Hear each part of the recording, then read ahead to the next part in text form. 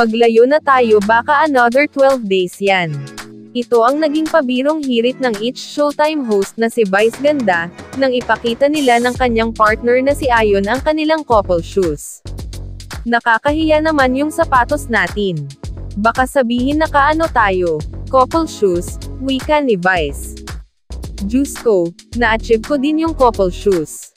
Kala ko lilipas ang panahon di ko maa-achieve yung couple shoes, hirit niya pa. O maglayo na tayo, baka another 12 days yan, biro niya pa. 12 days of Christmas, wika naman ni Karil.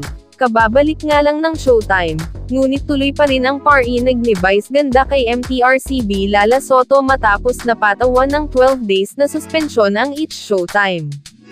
Samantala, pinabulaanan ng Movie and Television Review and Classification Board, MTRCB, ang mga post sa social media na nagsasabing ipinatawag ng board ang isang kilalang personalidad na lumabas kamakailan sa isang television commercial ng isang fast food chain. Di umano, ang mga paratang na ito ay may masamang hangarin at walang katotohanan.